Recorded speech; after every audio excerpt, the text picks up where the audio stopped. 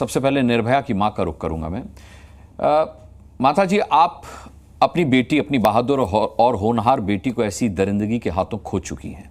कितनी पीड़ा होती है आज भी जब आप किसी बेटी को इसी दरिंदगी का शिकार होते हुए देखती हैं। आप ये देखती हैं कि बदला कुछ भी नहीं है। निर्भया से लेकर के आज डॉक्टर बेटी तक कुछ नहीं बदला, बदलापुर की बेटियों तक कुछ नहीं बदला, और कितनी उम्मीद रखती हैं कि आगे भविष्य में कुछ बदल पाएगा।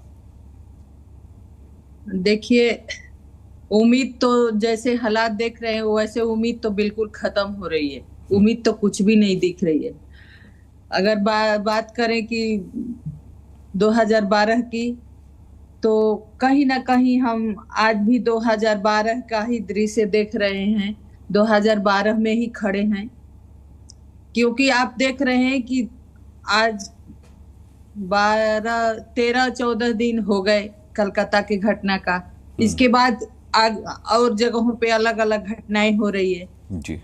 लेकिन 14 दिन में हम कहीं कोई डिसीजन पे नहीं पहुंच पाई हमारी पुलिस टीम या सीबीआई या सरकार। तो हम क्या उम्मीद करेंगे कि बच्चियों को सुरक्षित होंगी या इंसाफ मिलेगा।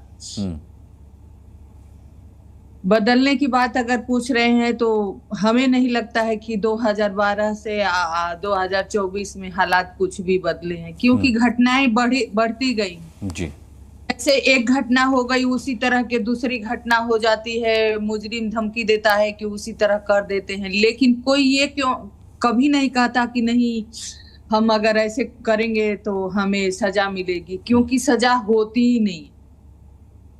अब तो हालात तो हो गए हैं कि कोर्ट तक केस पहुंचना ही बहुत मुश्किल हो गया। घटना हो गई, मीडिया पे डिबेट होगा, प्रदर्शन होगा, कुछ होगा, लेकिन जो काम हमें केस के लिए करना चाहिए, जो विक्टिम है उनके साथ खड़ा होके करना चाहिए, उससे भटक के अलग अलग मुद्दों पे प्रदर्शन हो रहे हैं। एक दूसरे पे थोप के हमारा राजनीति की जा रही है।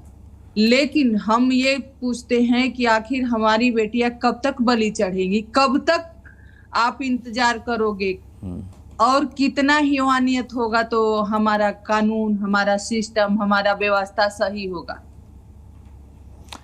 आप क्या चाहती हैं, आप क्या सोचती हैं, क्या होना चाहिए ऐसे दरिंदों के खिलाफ? क्योंकि हम जब भी ऐसे मसलों पर डिबेट करते हैं तो आवाज़ उठती है कि मिसाल कायम करनी चाहिए सरकार को, एक ऐसी मिसाल कायम करनी चाहिए सज़ा देकर के फिर किसी की हिम्मत ना पड़े। क्या होनी चाहिए वो सज़ा? निर्भया की मां, मैं आपसे जानना चाहता हूँ। देखिए, उनको तो जो भी अगर जिस तरह से हैवानियत कर रहे हैं बच्चियों के साथ, अभी जो कलकत्ता में हुआ था, अगर कुछ भी उनको सजा देते हैं तो कम है।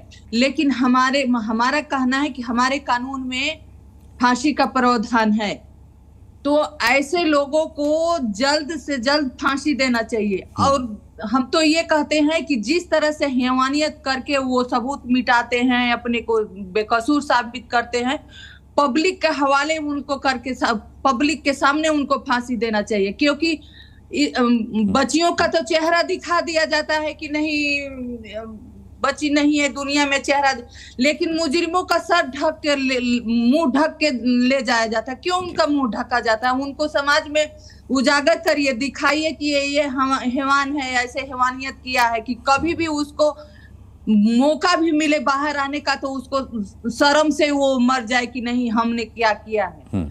अब सजा की बात होती है तो सजा तो तब मिलेगी ना जब केस साफ सुथरी केस कोर्ट में पहुंचेगी।